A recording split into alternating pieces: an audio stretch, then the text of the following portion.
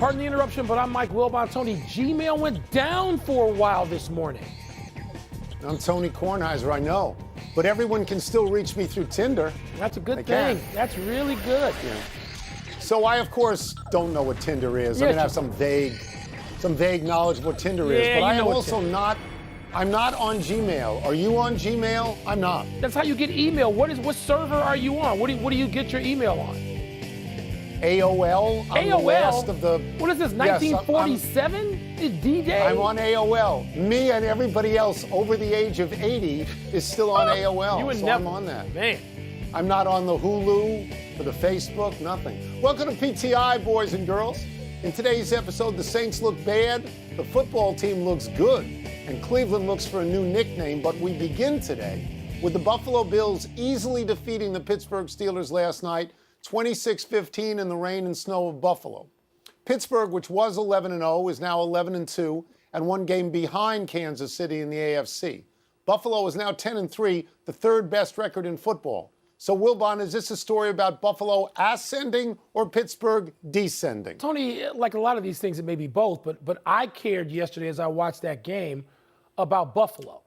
Buffalo playing in a little bit of snow, not a lot of snow like it used to be in the old days in December, but when you have that team, Tony, I can only imagine what it'd be like with that stadium full, with the way that community loves the Bills. And you know this, you've been there enough times over the years. Sure. And I look at Buffalo, and they can do a lot of everything, starting with their quarterback. All right? I'm not going to get wild with predictions and say he needs to be the MVP or he's going to the Hall of Fame. But in this moment, okay, he can do everything that is required of a quarterback that needs to play in Buffalo. They can play in weather. You're right. They can play from behind if they have to. They can run the ball with the lead and play. They got enough defense to scare you that way. This is about the Buffalo Bills being maybe the second best team in the AFC to me. That's interesting to hear you say that, because I will answer the question by saying this is about Pittsburgh descending. Even when they were 11-0, I had doubts about them because historically the other 11-0 teams, Pittsburgh's point differential was really rather marginal. I mean, I look at them now as a team that can't run the football at all. They pass all the time. Let me get the numbers right. Too many passing, you're right. Too much passing. Roethlisberger leads the NFL in pass attempts. In his last 5 games, he's averaging 47 passes a game. I look at Kansas City as significantly better than Pittsburgh because they've got, I know they don't win by wide margins, but they've got this gear they get to when they need it and they win games. To me, Mike, the receivers now on the Steelers, they drop the ball, drives Tomlin crazy. Yeah. To me, the Steelers look right now like a team that has hit the wall. Maybe, but I think there's also a little bit of time to come back.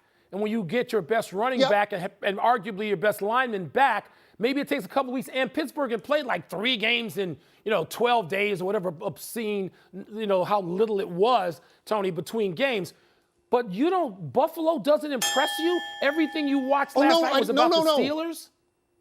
Buffalo impresses me. I like the quarterback. He's a really good athlete. I like Stephon Diggs. Do you know the last time that Buffalo won a playoff game? Do you know this? Was it with Jim Kelly? Was it like 25 years ago?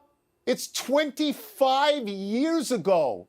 So to me, to hop on, like sort of hopping on with Cleveland, you go, I got to see a little bit more. I thought we saw enough last night. Yeah, look, there's still a few weeks left in the season, but I was impressed with the Bills. The Eagles coach says, reluctantly to me, that they're sticking with Jalen Hurts. The rookie quarterback led Philly to an upset of the Saints yesterday. He didn't throw a ton, but he ran for 106 yards, took no negative plays against one of the NFL's top-ranked defenses. That said, after the game, head coach Doug Peterson said the win wasn't about just one guy. Tony, tell me you're not with that junk. Well, in the abstract, I believe things are not about just one guy. But specifically yesterday, I thought it was about one guy. I thought Jalen Hurts won that game. Neither you nor I are sure that he has an NFL arm. Here are the numbers. He had 167 yards passing and, as you say, 106 yards running. But he won that game. When was the last time Carson Wentz won a game? Don't even bother to look it up. No. It's November 1st. It's November 1st that Carson Wentz, it doesn't work for him right now. If whatever you want to say about Jalen Hurts, at least say this, that Philadelphia functioned better on offense with him than you have seen in a while with Carson Wentz. And Doug Peterson didn't want to say that. Doug Peterson sounded like a scold, and I was angry listening to Doug Peterson. I said to you in real time, okay, let's not turn this into, exaggeration Monday and make Jalen Hurts Joe Montana. You don't need to do that. But Jalen Hurts didn't get sacked yesterday, playing behind an offensive line that you would think was the worst in football. It's not close to that. Jalen Hurts. Here's what Carson Wentz does routinely, Tony, or had done since November 1st and before November 1st.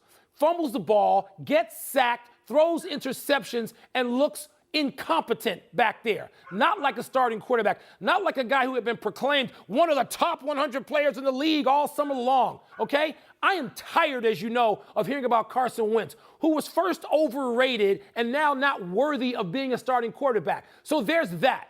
And so if Doug Peterson is, sulking because Jalen Hurts has come in, and by the way, the GM there, picking Jalen Hurts seems to be a pretty good thing. Somebody there must have suspected that Carson Wentz was radically overrated and perhaps not a starting quarterback. Because this kid, I don't know how good he is, but he's a damn sight better than Carson Wentz. So let's get to a couple of numbers that you might like. You mentioned that they had no negative plays, no sacks. In fact, he was pressured 14 times, Hurts, and they managed to gain over 80 yards while that happened. With Hurts, the Eagles average 6.3 yards per play. With Wentz, they average 4.8. And for context, 4.8 is averaged by the Bengals and 6.3 is averaged by the Packers. Shout out to Hembo on this. I think you have to stay with Jalen Hurts in the short term and maybe down the road. And you're going to have to eat all that money, perhaps, with Carson Wentz that you paid him. Let me just say quickly. Shout outs to Hembo. Are we doing get up now? Hembo. You and Greeny tag teaming? All right, I'm just asking. Hembo, these stats come from him. They don't come from me or from you. I know they don't come from you. We don't pretend they come from me because I don't rely on them. They don't. Somebody has to win the NFC East, I think. Now it looks like the Washington football team will. They beat the 49ers yesterday with a superb defensive effort led by rookie Chase Young, who was the number 2 overall pick in the draft. Young caused one fumble, then picked up another fumble and scored. And they also got a pick 6. Washington didn't do anything offensively, but didn't need to. Wilbon, I know you love defense, so is it time to take the WFT seriously? Yeah, I took him seriously coming into this game, Tony. And you mentioned the big rookie, Chase Young. But also, let's mention Montez Sweat and John Bostic. And there are more people to mention, but we'll start with them.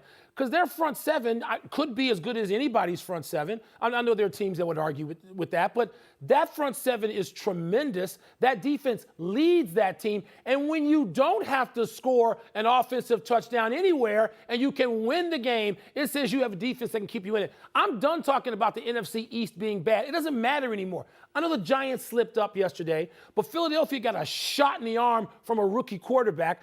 Dallas even won, for what that's worth. That narrative is gone now. The Washington football team is going to get in the playoffs, and they can beat somebody in the playoffs, at least one somebody, Tony, and I think you agree with that. So let's get to the numbers. They are 6th in points allowed and 4th in rushing yards allowed. Over the last 4 games, and they've won them all, they're only allowing 14 points a game. I mean, where does this come from?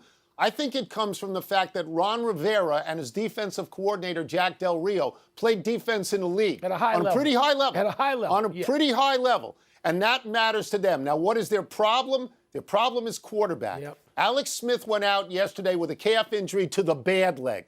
The bad leg that has had 3,000 surgeries already. If there's something truly wrong there, they're in trouble because they go to Dwayne Haskins, who Ron Rivera earlier in the year didn't like enough to not only not start him, but demote him to 3rd string. So this is a big opportunity for Haskins to show that he's worthy of being a first-round pick that he was. And what do they got left? I got 3 games left. Here we go. Seattle, Carolina, and the Eagles. Seattle's a really tough game.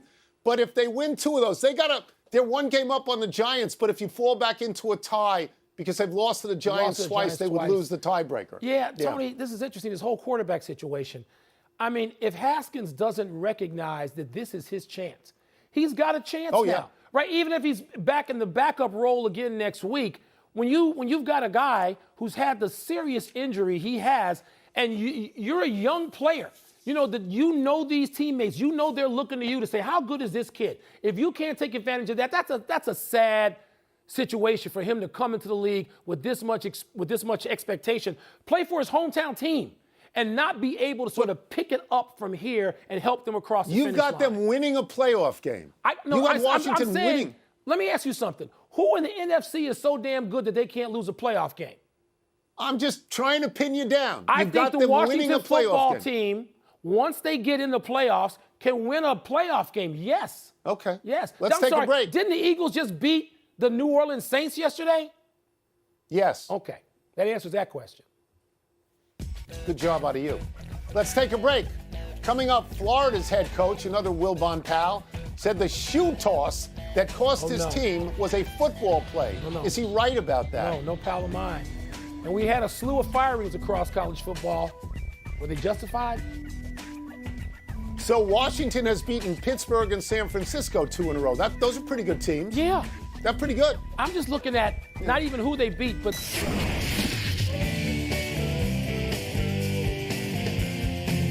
By the way, send me some of that. It's mail time. Thoughtful answers to obvious questions. Let me see what is first. A lot of holiday decorations in the attic. I'm impressed by. You didn't put those up, did you? No, Tracy put them up. They're beautiful, aren't they? It looks good. Got the menorah, got the Christmas stuff. Are you with Dan Mullen that the shoe toss was a football play? That's the dumbest, most offensive thing I've heard coming out of the football weekend of college and the pros. I mean, you're going to get off the field here, and a kid takes a shoe and throws it 20-some yards? They should have penalized them 30 yards and made the kick closer. I mean, that's just so dumb. There's no words for it. And then a coach, publicly or privately, you better not defend it or sound like on any level it's okay. So that's just offensively stupid to say. So let me just deal this way with Dan Mullen to another issue. Dan Mullen said this after the game, and I'm quoting, I guess the best thing to do would have been to play less games because you seem to get rewarded for not playing this year in college football. That's an obvious shot at Ohio State. The best thing to do would have been to beat LSU like everybody else has done this year, especially since you were at home in that opportunity. So now you have to ask yourself, Florida's out now because they've got 2 losses. They're done. Get out. If somebody drops, if Clemson drops, for example, what's next? Which team? Is it Texas A&M? Texas A&M and Is it Cincinnati? Those are my 2. Just spare me USC. I don't want to hear about USC. Not USC. Texas A&M and Cincinnati, to me, are the on-deck teams. You're not disagreeing with that, are you? I'm not, but I'm worried because I watch these predictable or predictor indexes that say that USC at 5-0, don't want to hear it. USC has a 50% chance of getting in. USC beat Arizona State by 1, Arizona by 4. Their combined record is 1-7 because they played each other. USC, I don't want to see USC not unless USC. Lori Loughlin is there. I don't want to see it. She's not going to be there either. Mail not gonna happen. Gus Malzahn, Kevin Sumlin, and Lovie Smith. Man. He's yours. Man. All got fired this weekend. Man. Is it justified? Lovie Smith's last appearance as the Illinois coach, as it turns out, will have been against Northwestern. We don't run the ball particularly well the last few weeks, and I think we went 4-14 against Illinois, and that upset some people. All right, so we're going to set Lovie. I thought Lovie, having won 6 games last year and some road games this year, I thought Lovie should have come back. That's me. Now let's go to the state of Arizona. Oh, my God. You give up 70 in state to a guy who last I checked was your buddy. I mean, I don't understand. When you heard the score, didn't you think, or read it, did you not think it was an error when you saw or heard the score? My first reaction to that score was, oh, my, what is Herm doing? What has Herm done? What is he doing rolling up 70? I don't know. But if you go over and you lose to your in-state rival by 63, it's hard Can't defend it. And what's happened? I don't understand what's happened at Arizona. Like, I don't understand how they become the doormat of the Pac-12, however many games they play. And it's not like Arizona State had been a powerhouse lately. Let me get to Gus Malzahn for a second, because Gus Malzahn's numbers are terrific. He's 39-27 in the SEC. He's 68-35 at Auburn, and he's 3-5 against Nick Saban. Nobody in that league has beaten Nick Saban more than once, and only one guy. I guess at Auburn, because they did this to Gene Chizik after he won the national championship. Yeah. I'm told that boosters come in and spread money around, so there's $21 million going to Gus Malzahn. So Merry Christmas to him. But this is insane. We got to ask Charles. We got to ask Charles. How are you what he thinks firing about him? What are you doing? Wow. Enough email. Let's take one last break, but still to come, a happy trails situation for Cleveland's nickname. And were the Raiders right to dump their DC with 3 games left in the season? Yeah, the Auburn thing, this is what they do. How do you do that? They don't win a national championship, and so you got to go. We're going to fire you. And they're not going to win one in the next 3 or 4 years, are they? Maybe they will.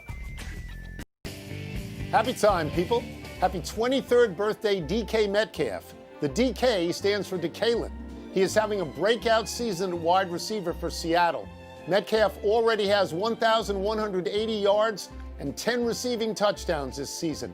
Second in the league in yards, 5th in touchdowns. Metcalf has begun talking about how he and Russell Wilson will go after the NFL record 114 touchdowns between a quarterback and receiver duo held by Peyton Manning and Marvin Harrison.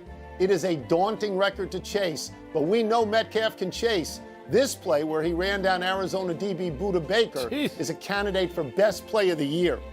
22.64 miles an hour. They may be the most prolific, you mentioned earlier, Peyton Manning, but Joe Montana to Jerry Rice. With all apologies to Steve Young, who we here at PTI love dearly, Joe Montana to Jerry Rice is the greatest passing combination ever. Are you going to disagree with me? I'm not going to disagree with that, although some people might have said Unitas to Berry is right there with them. Speaking of Marvin Harrison, happy anniversary, Marvin Harrison. On this day 18 years ago, the Hall of Fame Colts receiver set the NFL single-season record for receptions with 2 games remaining. Harrison finished with 143 catches, which lasted until last year when Michael Thomas of the Saints raised it to 149. As said, Harrison and Peyton Manning are the most productive passing and catching duo ever. They have the most completions, 953, the most touchdowns, 114, and the most yards, 12,766. Next in touchdowns are Tom Brady and Rob Gronkowski with 95. And then, Mike, Steve Young and Jerry Rice, not Joe Montana. Steve Young and Jerry Rice with 92. Well, that's why I had to go into that with an apology to our dear friend Steve Young. But I'm just saying, but Tony, they throw the football so much more now. You mentioned earlier Unitas to Raymond Berry. I mean, Bradshaw to Swan and Stallworth, they were great. They weren't as prolific. People need to, know the difference. Happy trails to the Cleveland Indians. The New York Times reports that after 105 years and having already dumped the caricaturish Chief Wahoo, the Indians will be no more. Unlike ownership in Washington, which had to be dragged kicking and screaming to get rid of Redskins, Cleveland ownership reached the conclusion to change its nickname without defending it irrationally. Paul Dolan, the owner of the Indians, said today they will keep the name for just one more season. Maybe in 2022 we will have a Cleveland baseball team like we have a Washington football team. One wonders what will become of the Chiefs, the Braves, and the Blackhawks. Will those nicknames be considered unfit? Tony, each one of those 3 teams has said so far they have no plans to change the name, and each one of those 3 teams seems to have been involved in deep engagement locally and regionally to talk to Native American people about what it is they want to see. And that, Tony, that sentiment to me, and I believe to you, should carry the day. Absolutely. You and I should not necessarily have a say in those. We should not. Omissions. The Pac-12 replaced Washington with Oregon in Friday's conference title game. What? And the ACC announced Northwestern AD Jim Phillips as its new commissioner. Wilbon, you've lost him. What happened? Hurts me deeply, but let me just say, the ACC, which doesn't even deserve Jim Phillips, doesn't know what a great man and a great AD, the best AD in America that they're getting. So good luck to Jim Phillips, who I love dearly and appreciate all the things he did for Purple. All of it. Let's go to the big finish. Let's do it. The Raiders fired defensive coordinator Paul Gunther after getting clubbed by the Colts. Was he to blame? Yes, you work for the Raiders, you know you're going to get blamed for something, probably publicly at some point if you're not winning a Super Bowl. Vikings kicker Dan Bailey missed 3 field goals plus a PAT in a 12-point loss to the Buccaneers. Your thoughts? The job is to kick it through the uprights. If you can't do that, it's a gots to go. I'm sorry. Kevin Durant had 15 and Kyrie Irving had 18 for the Nets last night. Are you impressed? Not just with them, Tony, but the Nets are loaded with shooters and ball handlers and defenders and all-around players and a couple of stars. Aren't you going to go back to rooting for the Nets, the team of your youth? No, not me. Okay, all righty. The Jets, another team of your youth. 0-13 after being crushed by the Hawks. Defend your boys. They're indefensible. They all have to go. Last one, Monday Night Football, Ravens at Browns. Who you got? I'm going to surprise you. I'm going to go with the Cleveland Browns. Yeah, you hated them until about week 10. Good for you. We're out of time. Try and do better the next time, and I'm Tony Kornheiser. I can start hating them again tomorrow. We'll see. I'm Mike Wilbon, same time tomorrow, Knuckleheads. Now to get you set for Monday Night Football. Here, Susie Culver and the Countdown Crew.